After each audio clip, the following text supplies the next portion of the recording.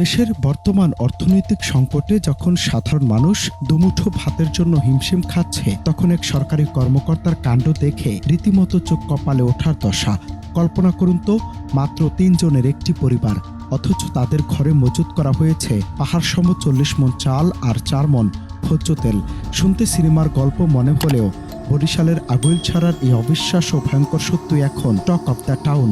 সংকটের এই ক্লান্তি লগ্নে যেখানে বাজার সামলাতে হিমশিম খাচ্ছে প্রশাসন, সেখানে খোদ একজন দায়িত্বশীল কর্মকর্তার ঘরে এমন অবৈধ মজুতের খবর পুরো এলাকাকে স্তব্ধ করে দিয়েছে। কিন্তু প্রশ্ন হলো, সেখানে এত চাল তিনি কোথায় পেলেন, কিভাবে পেলেন?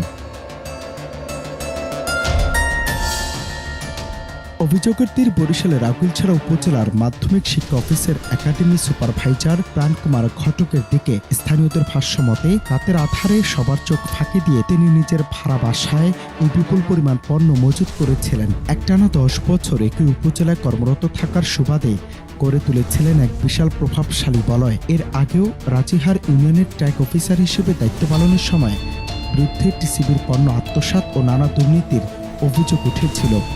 40 মণ চাল আর 4 মণ তেল এই যদি কারো ঘরে রক্ষিত থাকে, মজুদ রাখে কোনো সরকারি চাকরিজীবী, তাকে চাকরিচ্যুত করা উচিত এবং আইনের আওতায় সাজা দেওয়া উচিত। আমরা খাইতে ভাত, এখন আইন ব্যবস্থা বিচার করা উচিত। 40 মণ চাল মজুদ করে আর এই তেলের যে ক্রাইসিস, তেল মজুদ করে, তাইলে এই সমস্ত কর্মকর্তার বিরুদ্ধে প্রয়োজনীয় ব্যবস্থা নেওয়া দরকার।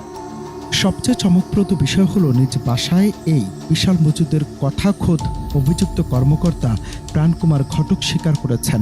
তবে তার ভাষ্য, এসব পণ্য তিনি নিজে ক্রয় করে মজুত করেছেন যেন কয়েক বছর ধরে খেতে পারেন। তবে অনেকের প্রশ্ন, একটি ছোট পরিবারের জন্য কেন এই রাক্ষসে মজুদ, যেখানে সাধারণ মানুষ দ্রব্যমূল্যের ঊর্ধ্বগতিতে নাবিশ্বাস তুলছে, সেখানে একজন সরকারি কর্মকর্তার আইনকে বৃদ্ধাঙ্গুলি দেখে কিভাবে এমনটা করতে পারেন?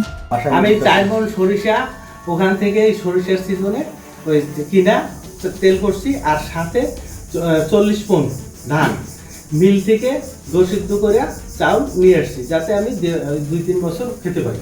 এদিকে ঘটনার তদন্তে নেমেছে উপজেলা প্রশাসন।